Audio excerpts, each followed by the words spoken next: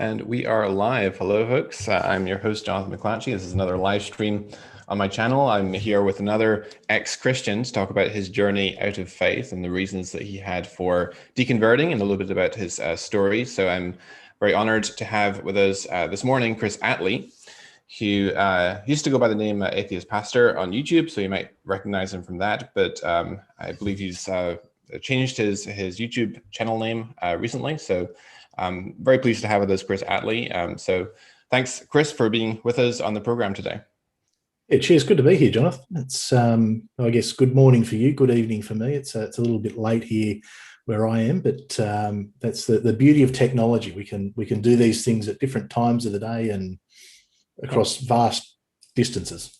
Yeah, as you might be able to tell from Chris's accent, he's Australian. So do you want to maybe tell us? I was just going to say, just to clear it up, Australia is a real place. We do exist, despite the rumours. We are really here.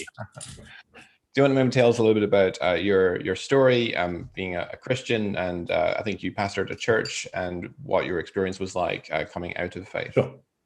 So I guess I'll give you the very brief overview, and I guess we can sort of touch on a few things. I never actually pastored a church. I was certainly in church leadership and was I preached at churches. They used to get me up for the tithe talk a lot. I was apparently very good at the tithe talk, but I've preached sermons. I've run groups. I've mentored and been certainly within church leadership, but I never actually held a senior pastor's position.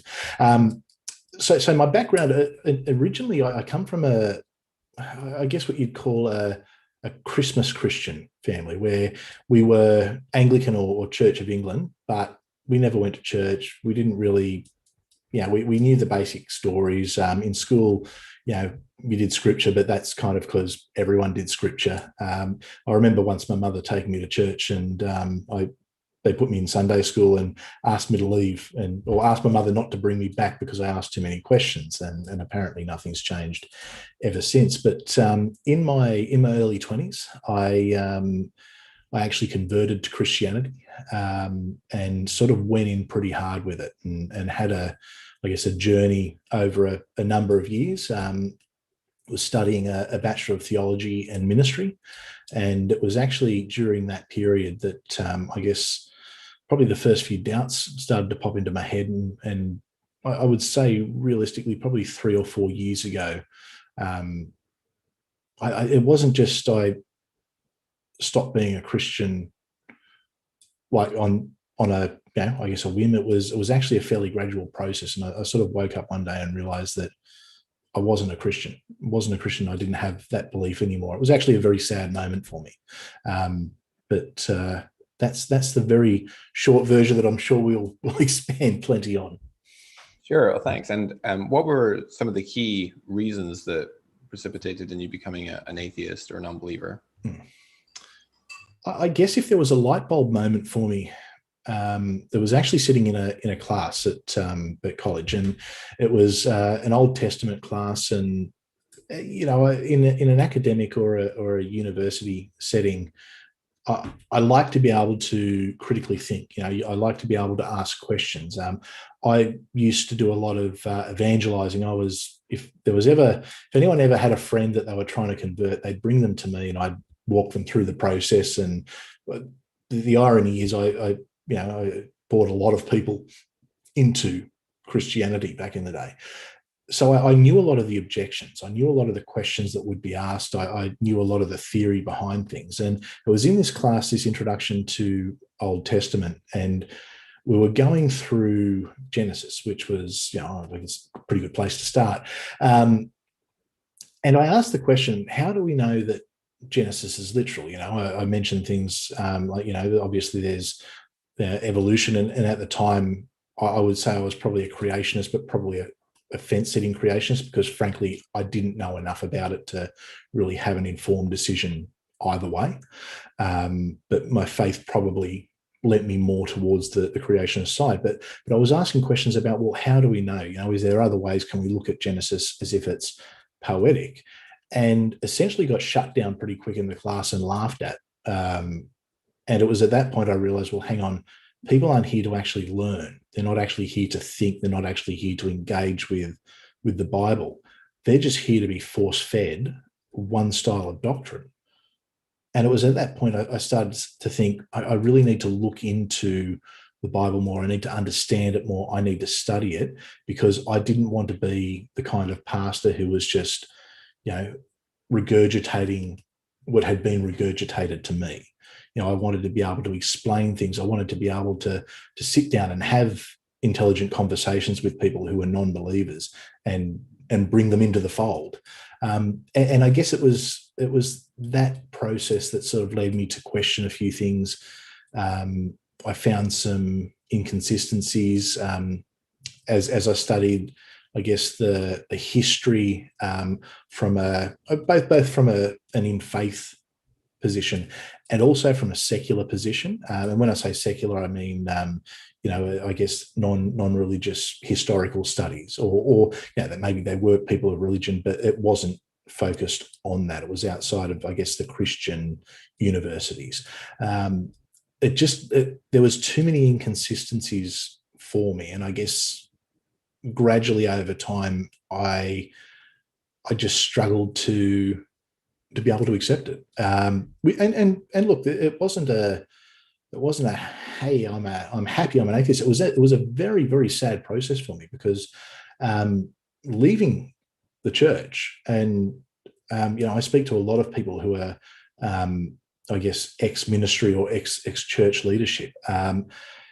Leaving the church, especially after putting so much into it. And I mean, I was studying, and it was like, I'm sure, as you can appreciate, having done the studies you've done, when you commit to something like a Bachelor of Theology in Ministry, there's a lot that goes into that. There's a lot of time, and it's not just the time studying. It's what you're doing in the church. It's you've got to, we were always taught you've got to have that heart of service. So it was 24/7 almost. You'd be getting phone calls at night, from people wanting to, needing, I guess, pastoral care. So there was a lot that went into it. So for me to walk away from it was actually a very, very sad thing for me. But it was what I had to do. It was to be honest. I didn't want to. I know a lot of people will stay in the ministry because it's the only thing they know, and I don't knock those people, because it's not an easy thing. But I couldn't be honest and stay in it. Yeah, I think it's important for churches to promote or encourage asking questions and asking even challenging questions. Absolutely. Yeah.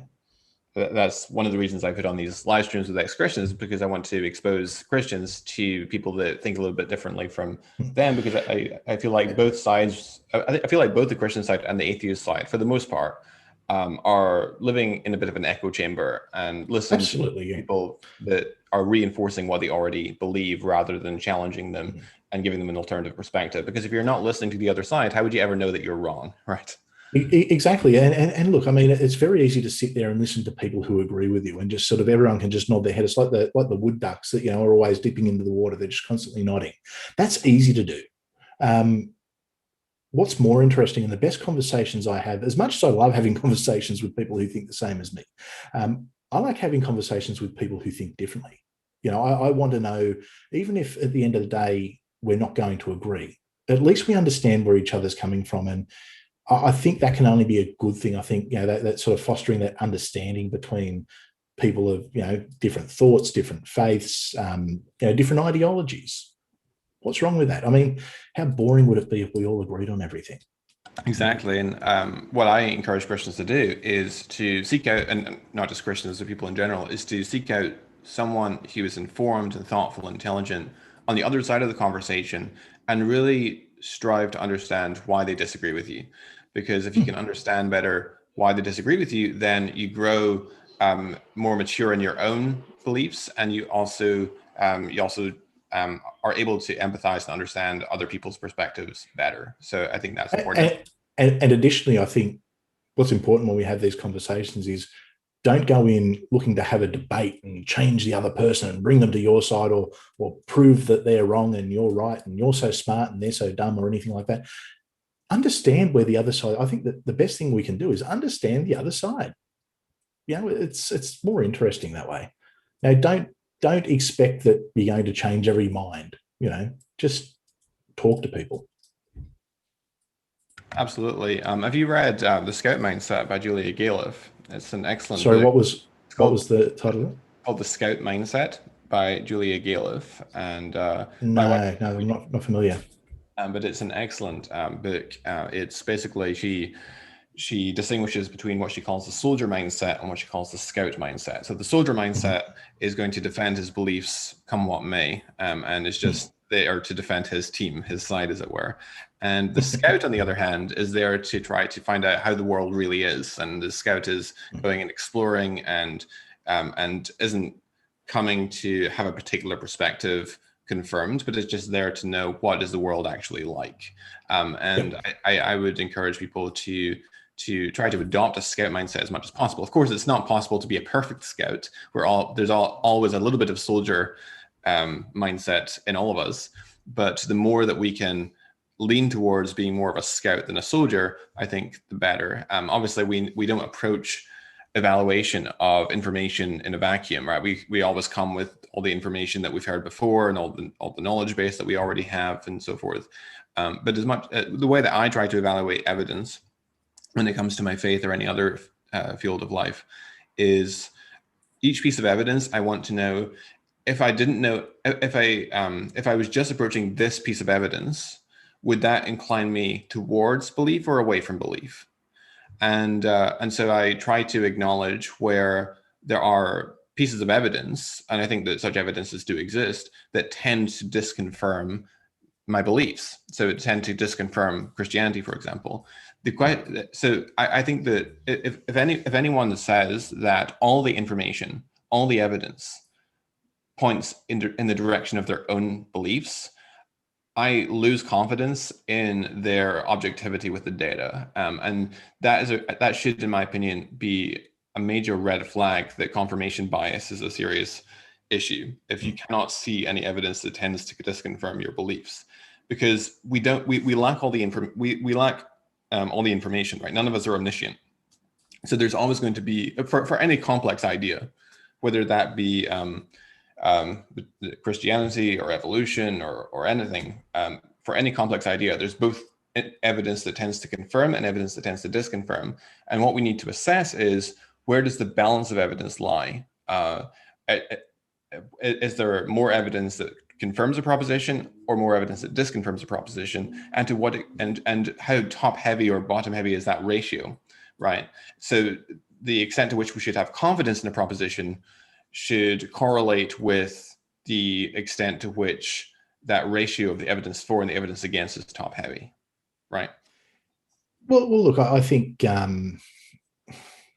see, interpreting evidence is always interesting, and I say that as someone who studies history, because you can have 10 historians read the same piece of primary source evidence and come up with 10 completely different conclusions over it, or see 10 different things.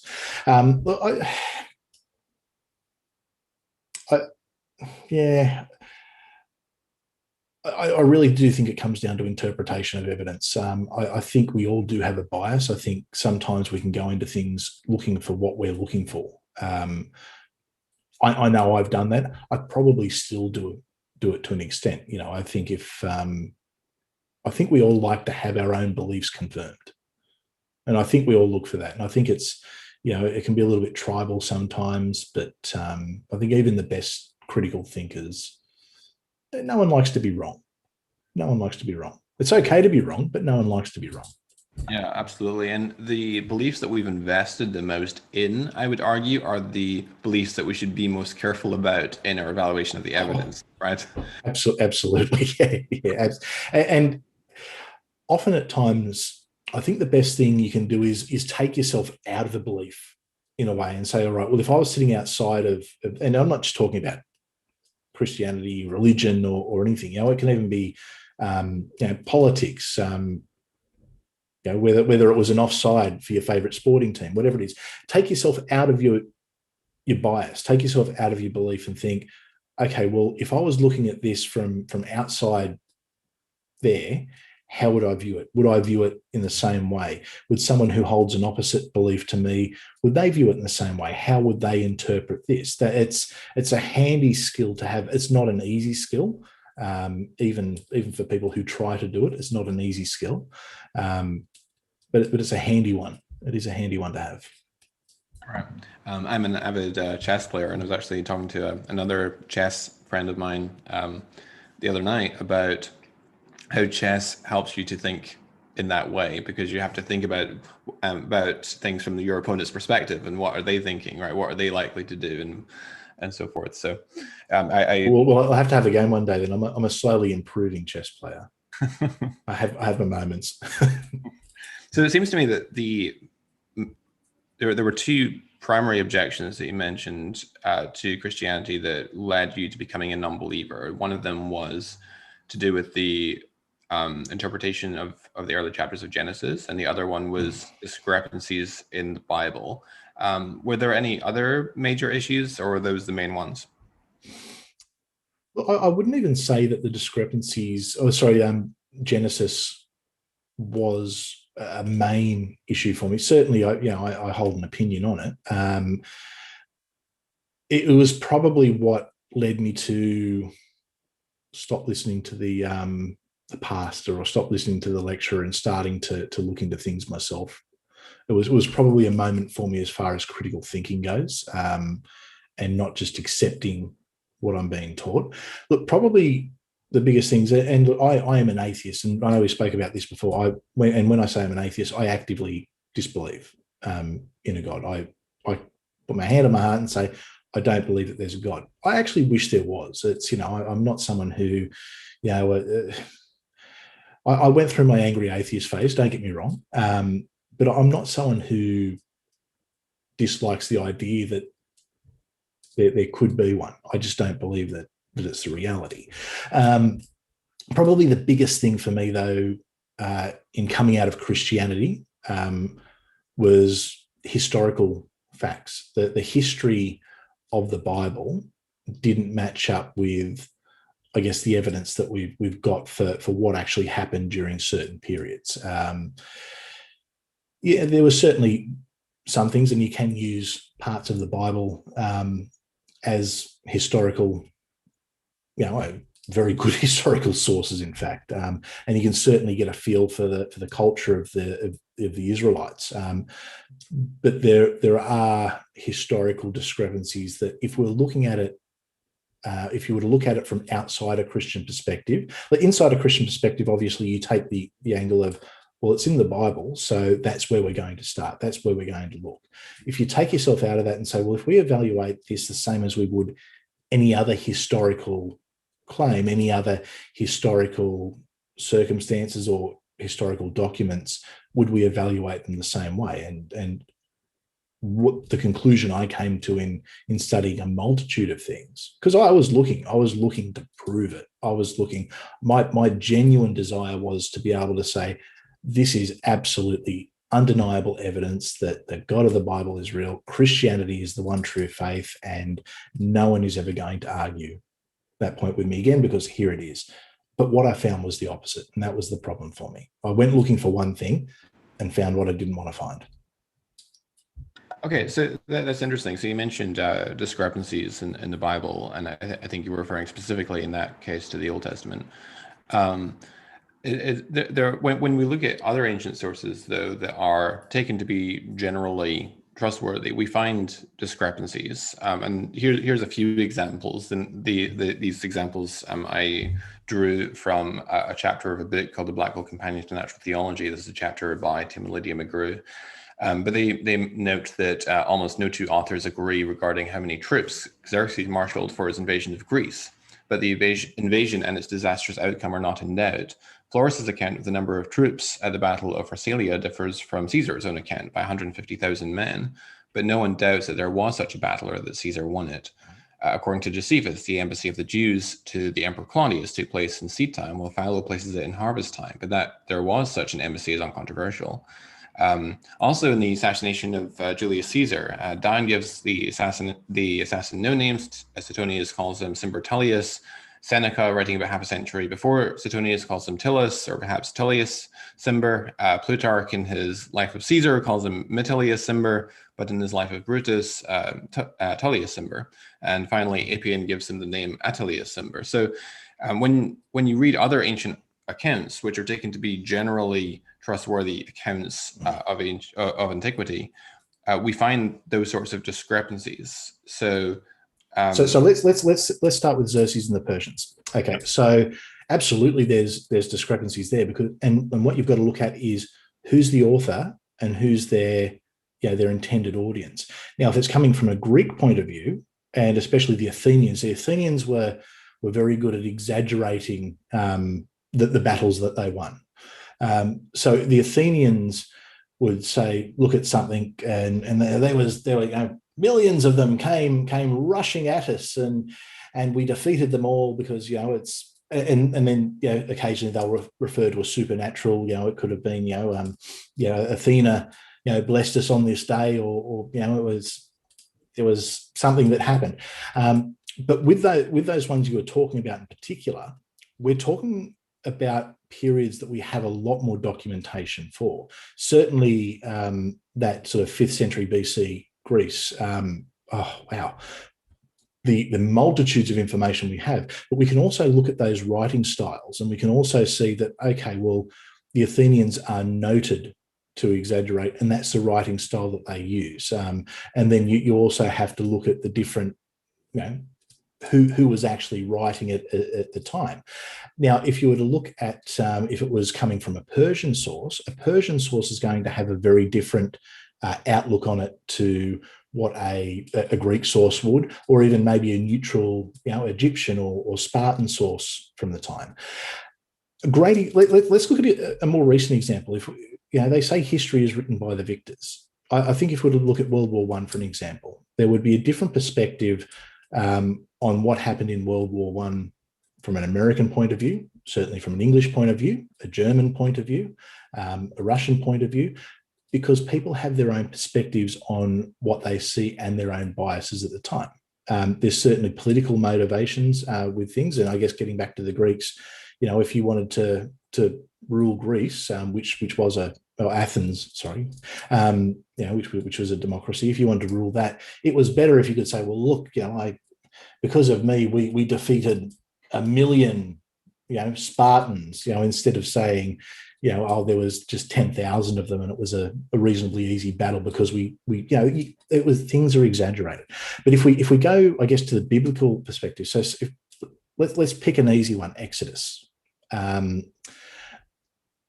distinct lack of evidence for the Exodus, with the exception of what is written in the Bible, that was a concern for me. There's nothing in, and the Egyptians wrote everything.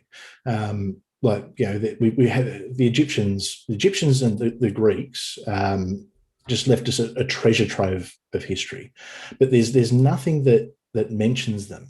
And we know the evidence would probably indicate that a lot of the older characters from the Old Testament were probably more mythological style characters. Now, there may have been some grounding in truth for who they were. But most likely, and look, I'm just going to bring myself back. I say this with all respect, respecting your views, and I hope you take this as I'm not wanting to attack your faith. This is just me having a chat as one person to another.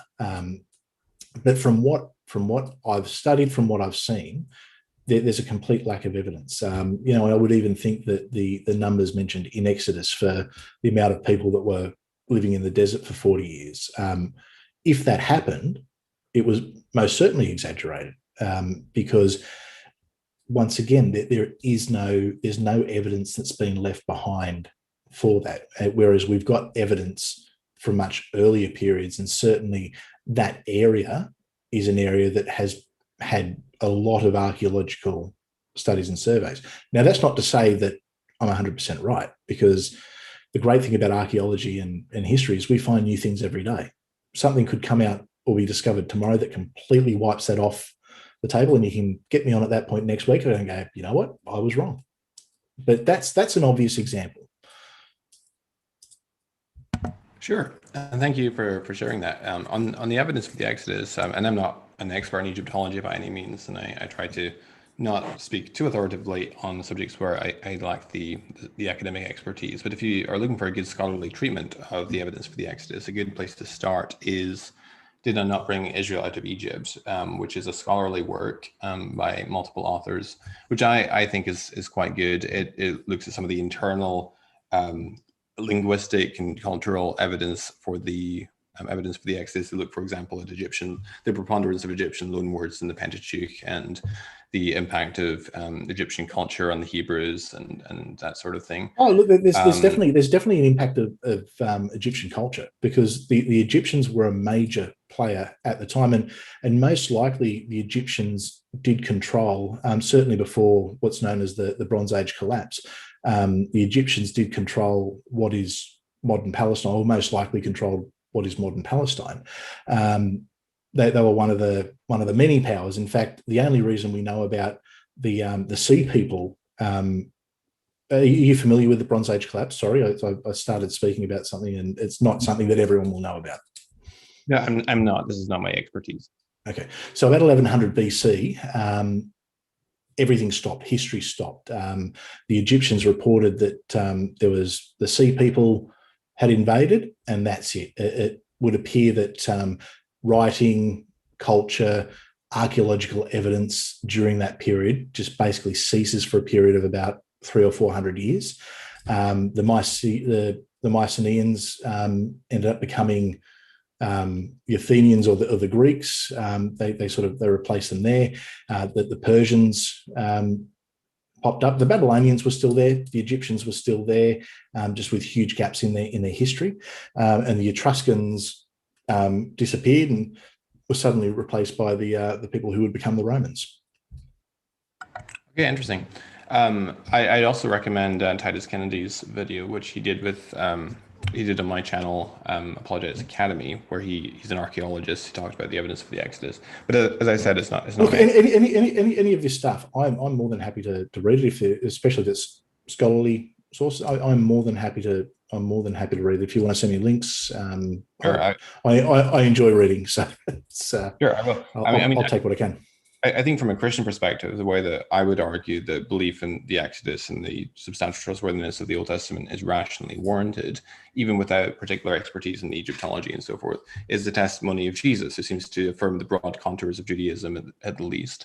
And since I think that Jesus was raised from the dead and that vindicates his divine and messianic self-claims, then his affirmation and attestation to the substantial trustworthiness of the Old Testament is some, at least prima facie, evidence for that. And of course, it works both ways, that evidence against the historicity of the Old Testament could undermine the prior probability of the resurrection.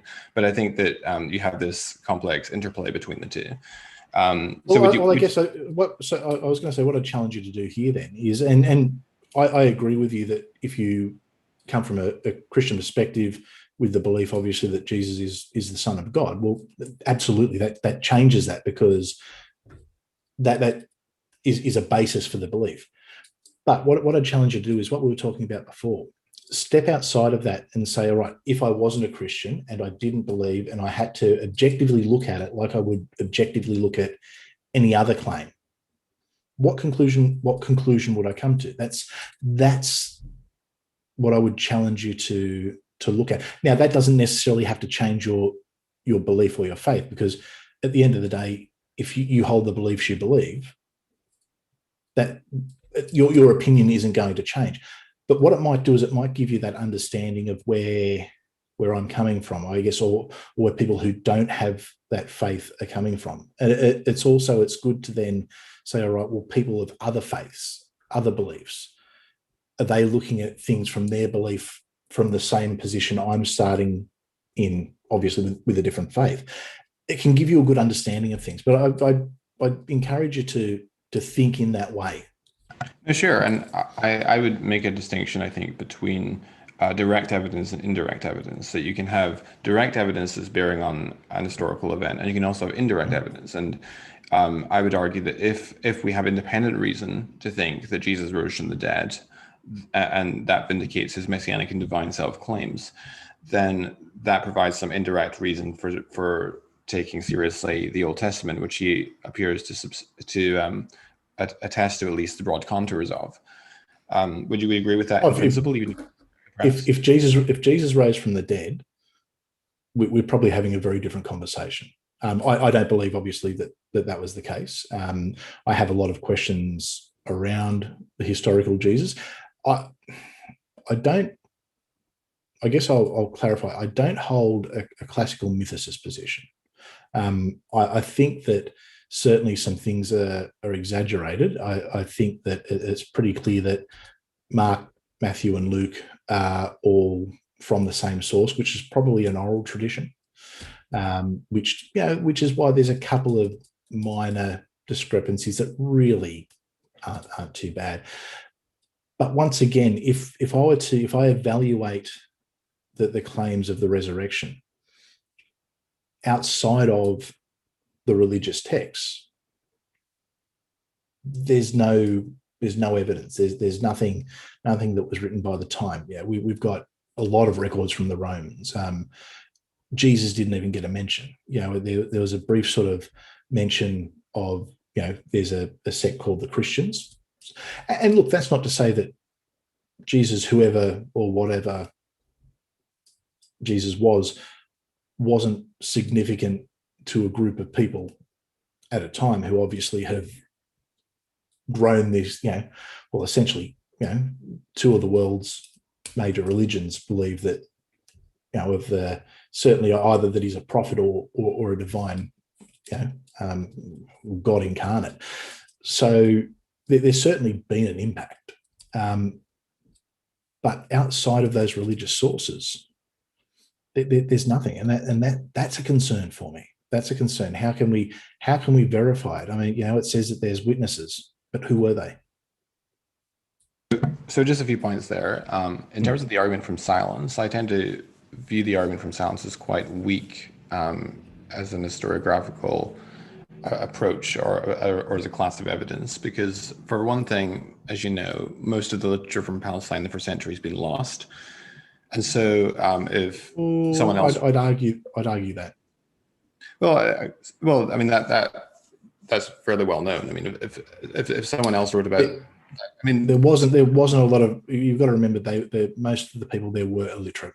It was only a very... it was an elite few, the educated, I guess, your religious leaders, your nobles, who really had the ability to read and write. And certainly the Romans who were there, they had a greater ability. There was a lot that was lost. Certainly a lot does get lost in general to history, but we do know a lot about Palestine in that period. There are a lot of records that can tell us about a lot of the people that existed.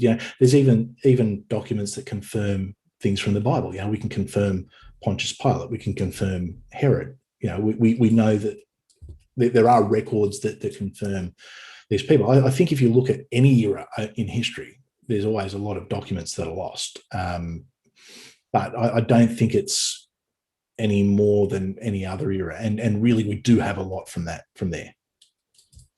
Sure, but we can also provide counterexamples where we would expect a particular author to mention an event and we don't find it. So, for instance, of course, yeah.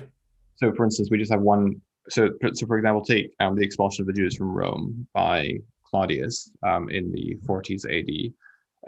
Josephus and Philo both pass over that expulsion of the Jews from Rome, though it's mentioned by Suetonius, as you know, in his Life of Claudius in the 2nd century.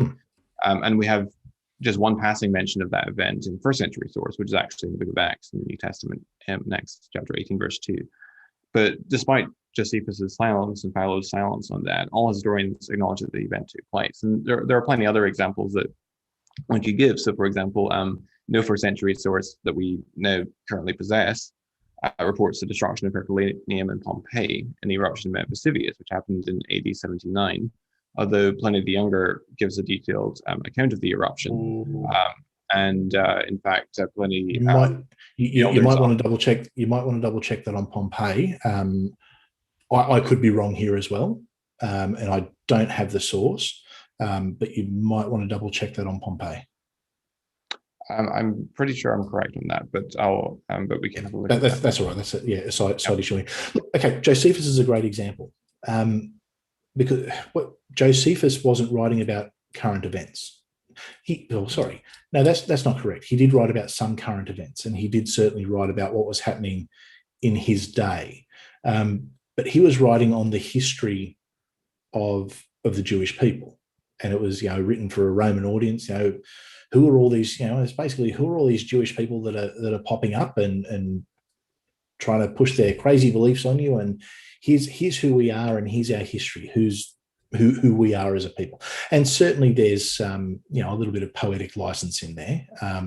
It's written for a Roman audience, but it's favorable towards, because obviously Josephus, I think it was Joseph Ben. It's too late at night for me to remember his full last name, but he was Jewish. So you've all, not everything is going to be mentioned everywhere, and I agree with that. But for it to be mentioned nowhere, and for certain events that happened in the Bible that would be significant, like an eclipse, for instance, that to be not mentioned anywhere is extremely unusual. Well, what about the destruction of the temple in AD 70 under Titus? The only first century source I'm aware of which actually mentions that is Josephus. Tacitus mentions it in the early second century, around 110. Cassius Dio in the later second century mentions it. But as far as I know, there's only one first century source, and that's a very cataclysmic event in the life of first century Palestine.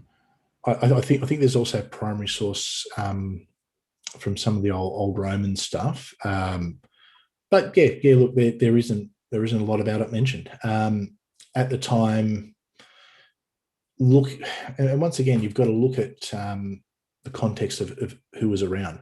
The Jewish faith and religion was dropping as this new sect, this Christian sect, was suddenly starting to grow and expand. Plus, there were numerous other messianic sects at the time, but obviously the one that has endured, and certainly the one that was the strongest at the time as well, was the Christian sect, which was the Christian sect of Judaism. But it is a little bit unusual that there's not more mentioning of the destruction of the temple. Like I said, I do think that there are some primary source Roman. Well, sure. I mean, Tacitus lived contemporaneously with the destruction of the temple. But I said, first, as far as I know, I haven't been able to find any first century sources besides Josephus that talk about the destruction of the temple. So Tacitus, you know what? I'll look into that. I have a feeling that might be the case. Keep in mind, Tacitus's audience is different to Josephus's, and they're writing about different things. Sure. Tacitus is more of an overview of As I said, Tacitus does mention. As I said, Tacitus does mention it in its histories, but it's a second century document. But you would expect more Jewish sources to cover it in any case. Anyway. Yeah, but once again, keep in all mind, that to say, they were illiterate at the time, so there wasn't a lot of Jewish sources from the time. Yeah. So let's talk about some of the. I mean, so I think there's two possible ways that you can confirm an event by using external source material. One would be for that external source material to independently confirm it. So that would be direct attestation. And you can also have indirect or accidental attestation. So for instance, where one source accidentally answers a natural question that's raised by the other source. So in the case of, I'll give one or two examples of extrabiblical incidental attestations to things in the New Testament. So for instance, in Matthew chapter 2, we have Joseph and Jesus and Mary who have fled to Egypt, and Joseph learns that Herod has passed away, Herod the Great, and so he's on his way back to Judea in the wake of Herod's death. And then he hears that he's on his way, and it would be a natural inference that Herod's oldest son Archelaus would take the throne. But then he hears on his way back that Archelaus is reigning in place of his father Herod, and so now he's afraid to go there. And so instead of going to Judea, he goes via Galilee instead. And that raises an interesting question. Why was Joseph afraid of Archelaus? And we read in Josephus that, first of all, we know that from Josephus that Herod the Great's territory when he died was divided among his sons. So Herod the Great, Herod Antipas, or Herod Archelaus, who was his oldest son, began to reign in Judea. Galilee was ruled by his younger brother, Herod Antipas, and then you've also got Philip. And so that, first of all, eliminates why he would go to Galilee instead of Judea, because it's a different guy reigning in Judea than there is in Galilee. And secondly, Josephus also mentions that one of the last things that Herod the Great did prior to his death was to have certain Jews killed for their part in having removed Roman shields from the Jewish temple with the engraven eagle on them because of the violation of the second commandment about having graven images. And Herod the Great found out who was responsible and had them killed quite brutally. And then Herod the Great passed away, and Archelaus took charge in Judea. And the time for Passover rolled around, and so there was this influx of Jewish pilgrims coming in for Passover. And there was an argument struck up between a mob of Jews and some Roman soldiers over what happened. And the Roman soldiers, Josephus tells us, picked up stones, and the Jewish mob picked up stones and they stoned the Roman soldiers to death. And Josephus tells us that they picked up their sacrifices for the Passover and ran to the Jewish temple. And Archelaus, Josephus tells us, was enraged at this threat upon his government. So he rounded up his entire army and set his entire army upon the Jewish temple. He surrounded the temple with the horsemen and told them, "Do not let anyone leave or enter the temple." And then he sent the infantry, the foot soldiers, into the temple and told them, "Kill everyone you find." So he killed 3,000 Jews that day. And then he announced to those who were out with the temple that Passover is cancelled, return to your homes. And so you can imagine Joseph on his way back from Egypt, encountering that massive fleeing pilgrims coming out of Judea, hearing what just happened and thinking maybe it's best not to go to Judea right now. And so it provides this sort of historical backdrop that illuminates or makes sense of something in the New Testament. And there are dozens of those sorts of examples. One more very quickly, if I may, is unless you want to comment on that one specifically, or I was just very broadly, I was going to say it could be an example, but it's not necessarily. I understand what you're saying there. It could be an explanation, but it could almost be like fitting an explanation into the hole that you needed or the gap you needed to fill. That's not to say it's not the case, and there's every possibility, and certainly the kings of the area who weren't actually Jewish anyway, they were Greek, but they were fairly brutal towards the local people. Sure, it does have evidential value, and yeah, it's not. I'm not saying that it certainly proves the text. I'm saying that it's something it's somewhat more expected given the historicity than falsehood, and it illuminates what's going. It illuminates, first of all, why Joseph would go to Galilee instead of Judea, because there's a different guy reigning there in the wake of Herod the Great's death, and also illuminates why he would be afraid to go into Judea, having heard that Archelaus was reigning there, because it was around the same time, because it was just after Herod the Great's death in 4 BC. So the time fits. So it's a nice accidental illumination of the biblical text. Another example in Mark chapter 10, when Jesus is giving teaching on divorce and remarriage, and the disciples take him aside in the house to ask him again about this matter. And he says, if a man divorces his wife to marry another, he commits adultery against her. And if a woman divorces her husband to marry another, she commits adultery against him. And this gives rise to a very popular objection to the Gospels, that the Jewish law, though it made provision for a man to divorce his wife, it made no provision for a woman to divorce her husband. And so this gives rise to the objection, well, perhaps Mark is here a Gentile who's betraying the ignorance of Jewish law, or perhaps he's deliberately fudging Jesus' teachings to make it more suitable for our Roman audience, where a woman could initiate divorce proceedings. But then when you reach Josephus, he tells us that Herodias took it upon herself to confound the laws of her country, to divorce her first husband, who was Philip, in order to marry Herod Antipas. So Herodias had actually even though it was against Jewish law, had confounded the laws of the Jews, divorced Philip to marry Philip's brother Herod Antipas. Now, where was Herod Antipas tetrarch? He was tetrarch of Galilee, the very place where Jesus was giving that teaching. And so the historical background there gives us some sort of illumination as to what's going on there in a very surprising, unexpected way that tends to point to the truth of the account. Do you have an example in Acts when Paul is apprehended and brought before the Jewish council, and he's standing before Ananias in Acts 23, and Ananias orders for him to be struck in the mouth, and he says, God is going to strike you, whitewashed wall, for according to the law you ordered me to be stood here, and yet contrary to the law you ordered me to be struck. Paul says in response, "Oh, I didn't." So the crowd say, the onlookers say to Paul, "You would revile us, high priest." And Paul says, "I did not know, brothers, that he was the high priest, for it is written, you shall not speak evil of the ruler of your people." Now, that raises an interesting question. How come Paul didn't know who the high priest was, right? Presumably he could tell by his garb, and how does he not know who the high priest is? Well, according to Josephus, and I have got sources for this, which you can find on my website. According to Josephus, Ananias, of whom this was spoken, actually wasn't the high priest, but he was sitting in judgment in that same capacity. He previously held the office. He'd been deposed. The person who'd replaced him had been murdered.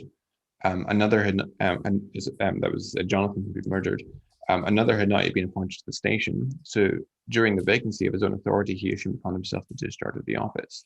And so then that illuminates Paul's words. I'm sorry, I didn't realize he was the high priest. And so it fits very well with the historical context. And look, you can't necessarily, don't get me wrong, I don't think you can discount these things. So one thing, just I'm going to take a real sidetrack for a second. I'm just going to address something in the chat. Yep. Just want to correct something from my side. The New Testament Gospels weren't written 100 years after. They were written, it's Mark is the earliest. I think you and I would probably agree somewhere probably between 60 and 70 is the general thought, possibly slightly earlier, but we're talking sort of 30 to 40 years, not 100 years after. So it's certainly within the lifetime. So sorry, I just saw that in the chat. So I just wanted to correct that in the chat. Yeah, thank you for that. I mean, no one thinks they were 100 years after. That would be like 130. He died 33. Yeah, no, it was something that I just sort of. Yeah. It popped up in the chat from someone I know, and I just thought, hang on, I might just correct that because it's the precise dating. I like robust discussions, but you want to have the right discussions. Yeah. But no, look, I understand what you're saying. I understand what you're saying there, and certainly you can't discount these things as potential evidences. And certainly sometimes you can have these things that maybe they do fit, maybe they don't. Maybe it could be you're looking for something. There could be a number of explanations, but it still doesn't necessarily. Well, it certainly doesn't prove the divinity. It doesn't prove things like resurrections. It doesn't prove the supernatural aspects to it. What it could prove is that there was, if we go back to the earlier example you used. Joseph coming back from Egypt. I don't necessarily. Well, I'll put it. I'm agnostic on that story. Maybe it happened. Maybe it didn't. Either way, it really doesn't affect what I do or don't believe. Possibly that explanation could be why they went via Galilee.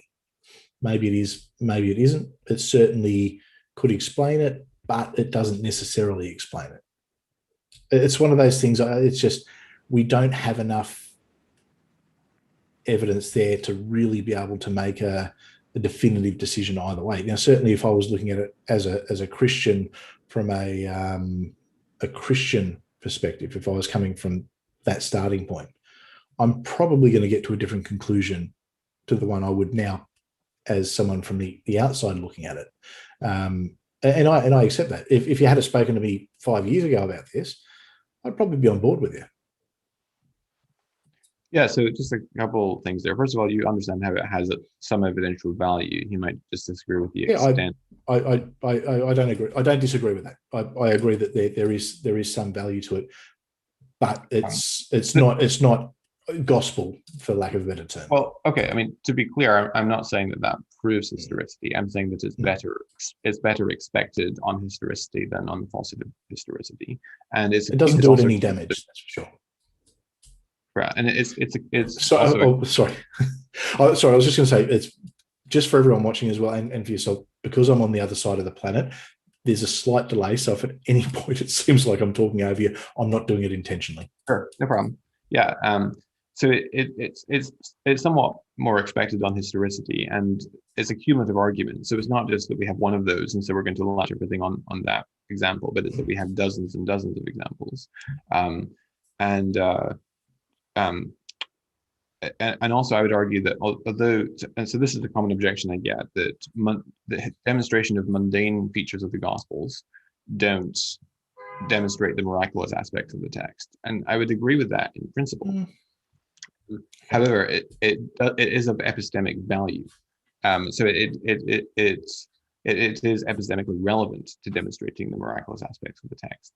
And here's why: because if the Gospels and Acts can be shown to be written by individuals who are close up to the facts, well informed, and habitually reliable, then we have to take seriously what they say concerning the nature and variety of the resurrection encounters with the risen Jesus to come from the apostles. And if it can be shown that the claims in the Gospels concerning the resurrection goes back to the apostolic eyewitnesses, then we have to explain, why are they claiming Jesus rose from the dead? And so when anyone makes any sort of claim, there's three and only three possible explanations or categories of explanation for why they're making that claim. One is that they're telling the truth and they're actually correct. One is that they're honestly mistaken, and one is that they lied about it. And these are mutually exhaustive. There are no other possibilities.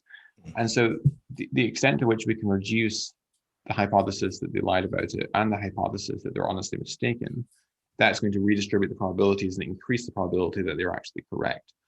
And when it comes to the resurrection encounters as claimed by the Gospels, we find that they are multi-sensory in character. So they involve multiple sensory modes, not just sight, but people seeing Jesus from different angles. You have group conversations with Jesus.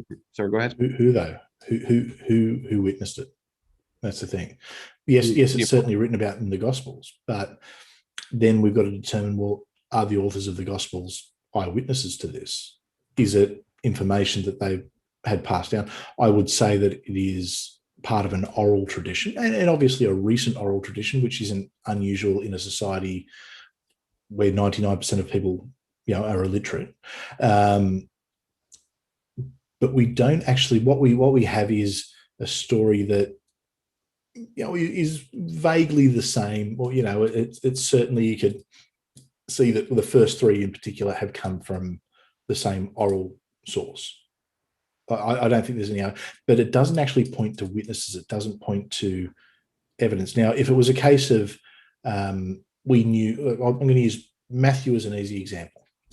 If we could confirm 100% that Matthew was an eyewitness to the resurrection and that he was the author of Matthew and he wrote about it, well, then that changes that standard that we look at it. We say, all right, well, now we have to look at what Matthew's written, how reliable is Matthew, and then it's most likely a case of he's either telling the truth or he's made it up. Now, with the gospel authors, I have no reason to think that they're lying or making things up.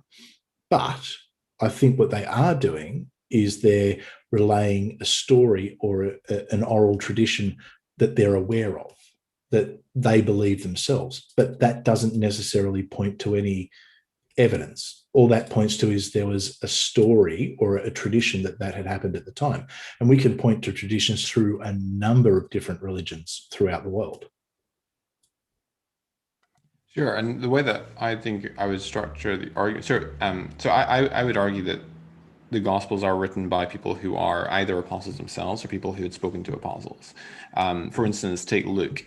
Luke, he claims in the prologue of his Gospel that he's researched everything carefully, and so that doesn't mean that he's telling us the truth there, but he tells us that he's researched everything carefully. He's received information from eyewitnesses.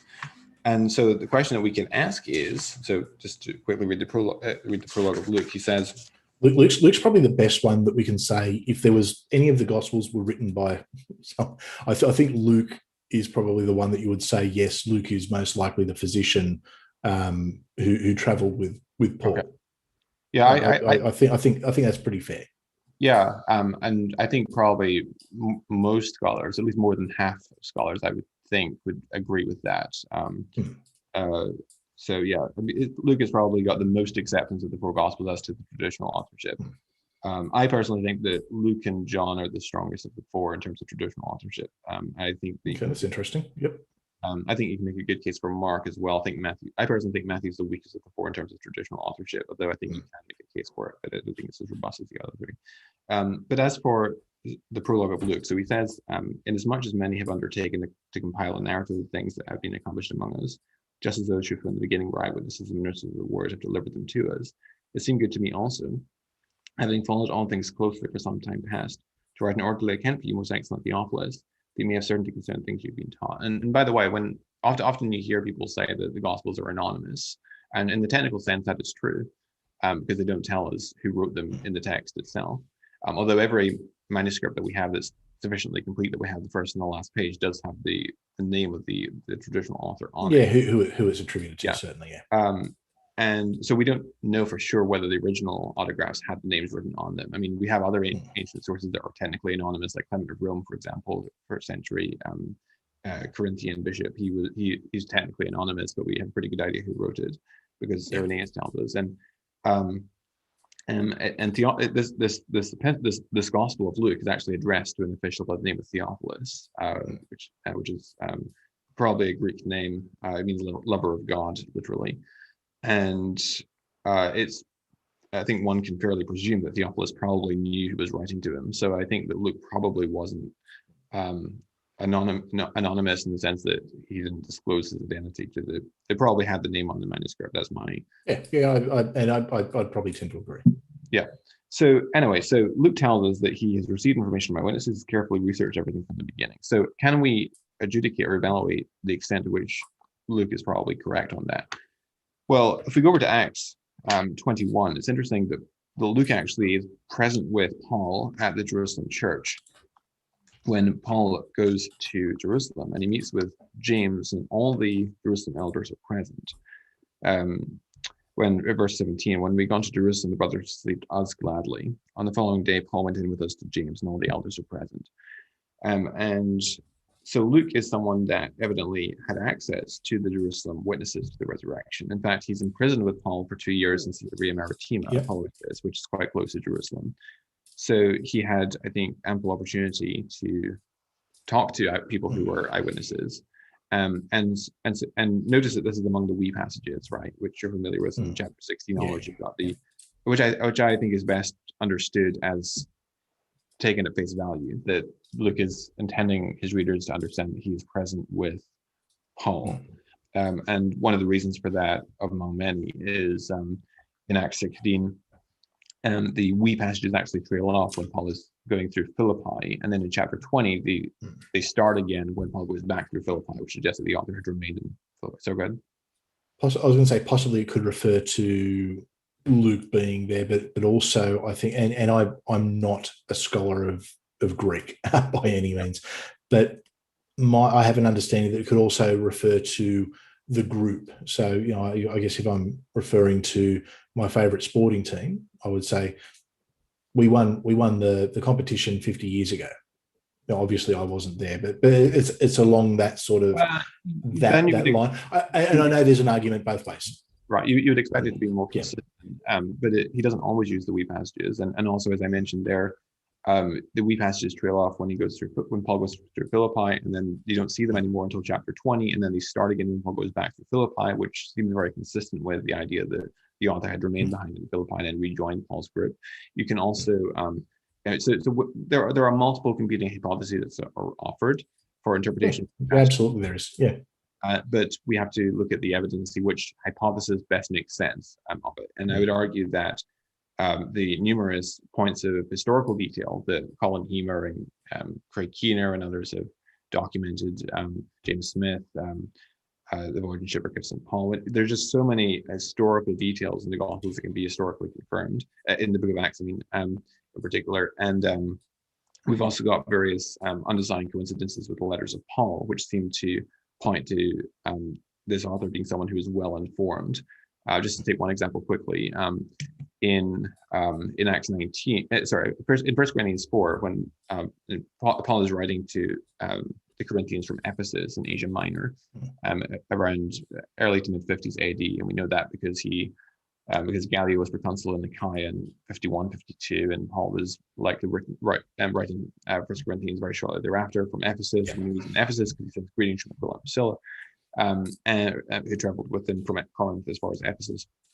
In 1 Corinthians 4, he mentions that when Timothy comes, 1 Corinthians 4, he says, that is why I sent you Timothy, my faithful and beloved child in the Lord, to remind you of my ways in Christ. So at the time that Paul is writing to the Corinthian Christians, he's already sent Timothy on his way from Ephesus to Corinth. But in chapter 16, he then says, when Timothy comes to you, put him at ease among you. So even though he's already sent Timothy on his way, he expects his letter to arrive in Corinth before Timothy gets there. And the most natural way to send a letter by boat would be over the Aegean Sea from Ephesus to Corinth.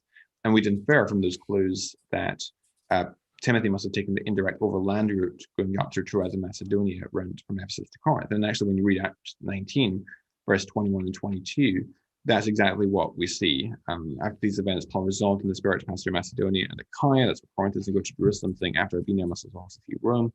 And having sent to Macedonia two of his helpers, Timothy and Erastus, he himself stayed in Asia for a while. And so that makes sense. That sort of undesigned coincidence or interlocking tends to confirm Acts, right? Sure. So I guess one thing I would point out is the events of Acts. What you've got to remember, when the letters were written, so the epistles of Paul, we're talking, I don't want to say 20 years later, but probably about 15 years later, because the conversion of Paul would have happened mid-30s, maybe late 30s. I think, depending on, I know that there's sort of that sort of rough period of time where but we can say not long after what would have been the crucifixion. So sort of, in that mid-30s.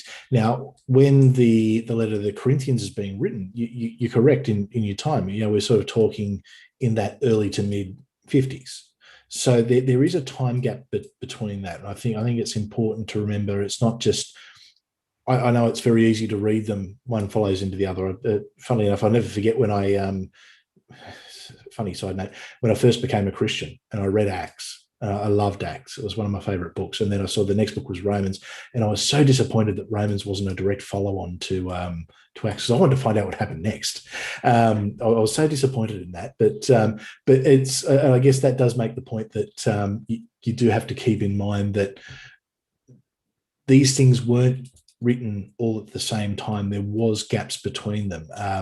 Now, was Luke with Paul for that entire period of time? Quite possibly. Certainly the time Acts would have been written, we're probably the 60s, maybe 70, I think, probably closer to 70. So we're talking a good sort of 35 years after the events. And I think it's mindful of noting that. So if Luke was speaking to the disciples and he was speaking to them at a contemporary time, he was writing about it many years later as well. And what he writes about certainly matches with the oral tradition. So I would say certainly he has spoken to a lot of people, but I still doubt that I still doubt the eyewitness. But certainly he wasn't an eyewitness. We won't argue. But did he speak to people who said they were eyewitnesses? Possibly, but we can't verify and we can't evaluate their claims. So I completely agree that Luke was not an eyewitness himself, though I would argue that he had spoken to eyewitnesses for some of the reasons that I've just deduced. That we have, he claims possibly people who claim to be. I wouldn't argue that possibly he claimed people who would have claimed to be eyewitnesses. But once again, we can't actually evaluate what those claims directly were. We're only going off what was written 35 years later. But we do have Luke's testimony about what they claimed, right? So Luke, the evidence, I think, is overwhelming that Luke is a very meticulous historian who has a very sharp eye for detail. There's over 100 details in the book of Acts that can be historically confirmed. He's definitely, I think he's journaled, whether you'd say he's a good historian, I don't know. Maybe a better journalist, because he's detailing what's going on at the time, sort of contemporary to him. I think that I just fall back on this when his research for what was the Book of Luke's was most likely oral tradition. It was the oral tradition that people were in, because he was within those circles. Certainly for a number of years, it was an oral tradition he was extremely familiar with. So I would question some of the claims, I guess, to his veracity of research. But that's not to say it's not correct. So, but you wouldn't deny that he had access to people like James and Peter and the first apostles, right? I wouldn't deny it, but I would be probably more agnostic on it, but leaning towards that he. I think it would be unfair for me to say that he definitely didn't. I think that there would be sufficient evidence on the balance of probabilities. Yeah. So, I mean, you know what? I'm going to sit. I'm going to be a pain. I'm going to sit on the fence. I mean, because I don't know. I don't know. To recap the skeletal form of the case for that. So Luke tells us in chapter 1 of Luke that he's received information from eyewitnesses. Whether that means from written sources, from talking to people, it's not quite clear from Luke chapter 1. However, when you read Acts 21, we learn that Luke claims, if we take the wee passages at face value, which I think is the best interpretation, Luke claims to have been present with Paul in Jerusalem, where Paul met with Jerusalem elders, including James, and it says all the elders were present.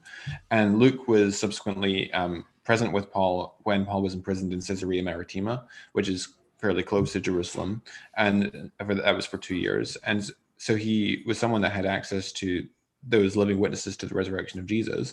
And so he was in a position to know what was actually being claimed concerning the nature of the resurrection encounters. And we read Luke 24 is a very detailed account. So the appearance of Jesus on the road to Emmaus, of Jesus meeting with the 12 and so forth. You have long discourses in Luke 24. Also in Acts chapter 1, we learn that the appearances lasted 40 days. So it wasn't just a brief and confusing episode, according to what Luke tells us. Let's go to the 40 days. That's actually a really interesting point, because outside of that, there's no other mention of it. What? So and that for me, if someone had risen from the dead who was very much a known figure, as the Gospels would claim, and he was appearing to multiple people, there would be, even if it was just from the Roman side saying these wacky followers of this Jesus character, they're claiming they've seen him, and there would be some mention of it. But outside of the religious text, which Acts is a religious text, there's nothing, and that for me that's an issue. And that's going back to the argument from silence, which I think is a very weak historical epistemology. Well, it's a weak historical epistemology if where there's a couple of sources, but it's not always mentioned everywhere. Yes, there's no argument there. But I mean, you are going to have silence on things that didn't happen, and that's the reality of it. But having independent attestation for an event is not the only means by which you can have confidence in historicity of an event. No, it's definitely not. You're right, but it certainly helps with the veracity of the claim. It does help, for sure. But if you have a source that is demonstrated over and over again to be meticulously reliable, that itself provides an inductive basis, is it not? And that's probably where we where we split. I think on the and you know, look, this is a great example because you and I here, we're looking at the exact same thing, and you know, we're both, you know, your qualifications are better than mine for the moment, but we're both educated people who are looking at this same source. We're both people who have got, yeah, I would say, a reasonably good understanding of history, the times, historical methods. We're coming from it from different worldviews, and we're interpreting it differently. We're interpreting, I guess, the quality differently as well. I mean, as far as Luke goes, I think he was a meticulous writer. I think he recorded things well, but his gospel is oral tradition, and it's based on the community and the oral traditions that he was familiar with, which there's nothing wrong with that, especially when you look at how contemporary that would have been. I mean, if we're looking at, look, just to make it easy, I'm just going to say Luke was written in 70, Acts was written in 70, just for a round number. We're still talking within the same lifetime. So I don't doubt that if Jesus was a historical person, that Luke would have had access to those people. Certainly, I think it's fair to say that Luke and Paul both traveled extensively, probably more so than most people in that era would have. Most people wouldn't have gone more than 20 miles from where they lived in that period of time. So I think you can certainly look at a number of circumstances and say, yes, that's okay. Now, when you travel from, like, I guess it's like Chinese whispers. If you travel from, you talk to one person about an event, you talk to another person about an event, you can get a similar story, but there could be slightly different takes on it. Now, was Luke's research when he was talking to people, was he talking to, as he traveled, people in different communities? He'd have a conversation with people in, we use these ones, Corinth, Ephesus, and then Jerusalem. Was he talking to different people there and hearing virtually the same oral tradition, but maybe with a few different things? And maybe, there's two groups that said one thing and another group had a slightly different take. So as Luke sort of looked at it and said, well, two are saying this is probably the most likely. That's the way I look at Luke. I don't necessarily look at it as he's this hardcore investigative journalist. Certainly a very good and very learned writer. Did he have access to eyewitnesses? Look, he's got a better claim than any of the others, I think. So what would convince you that Luke had access to eyewitnesses?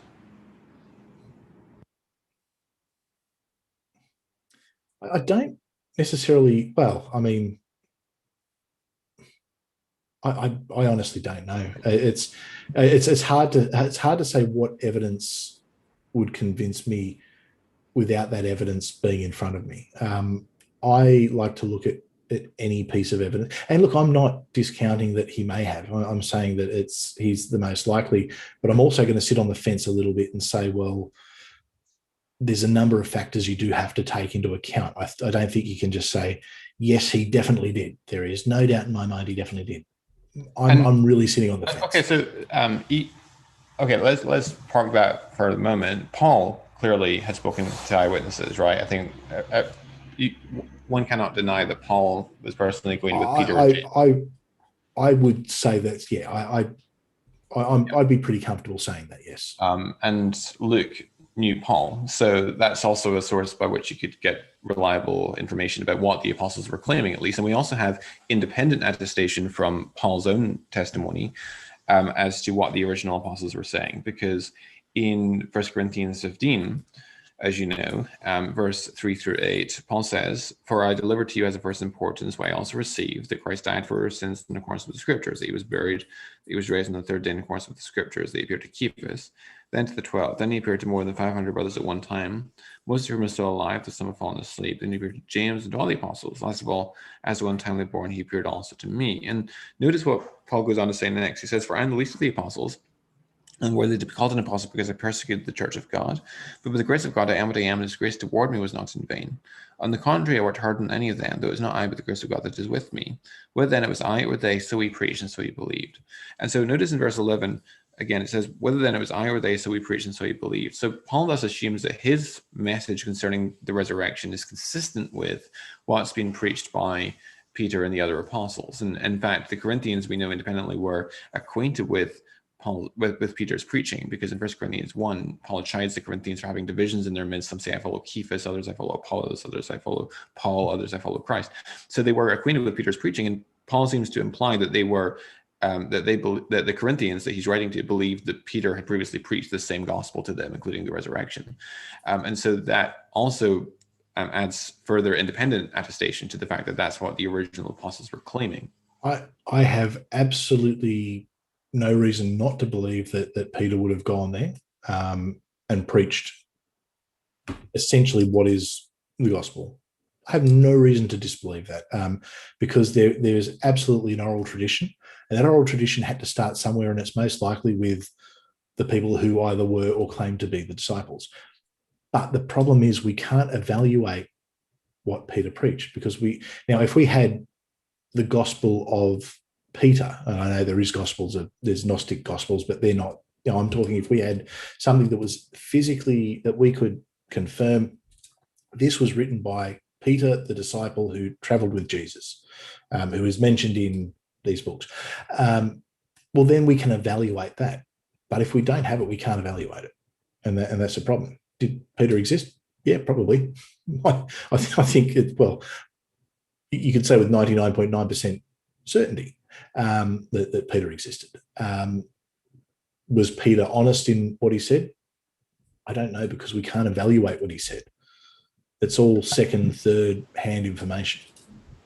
So I would agree that, I would disagree with the apologetic methodology that rests entirely in 1 Corinthians 15, because I don't think you can make a robust case using only 1 Corinthians 15 for the reason that you gave, namely that it's very difficult, if we don't know what the resurrection appearances were like, according to Peter and the other 12's testimony, then it's very difficult to evaluate the rationality of their beliefs that Jesus rose from the dead.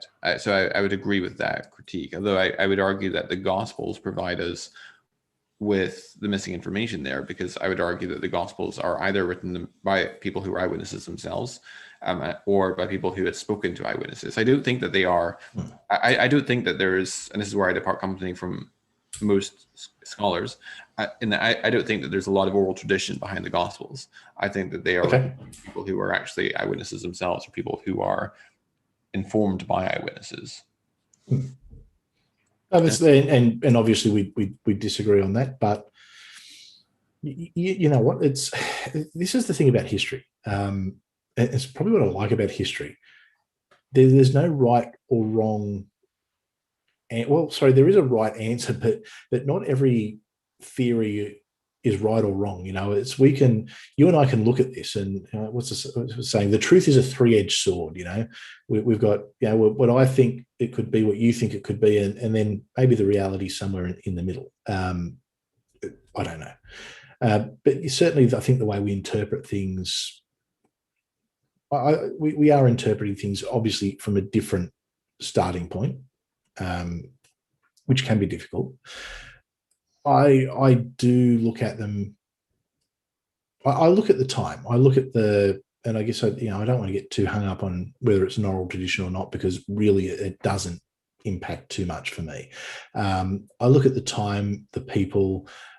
We are talking about a group of people who are extremely illiterate. Now, we've got instances of that in parts of the world now. So if we were to say, look at rural areas of Pakistan, Afghanistan, for instance, where there's high rates of illiteracy, but they can quote the Quran pretty much word for word, and they've got very similar oral traditions that are passed down from generation to generation, and have been, and you go from one village to another, and the oral tradition is there. It's very similar, but sometimes there can be a slightly different aspect on it, and we can see that in real time now. And I would look at the Gospels and the teaching and the source of the Gospels in a similar manner. And when I say oral tradition, we're talking an oral tradition that's very close to the source time. I mean, if we go from, sort of the 60s to the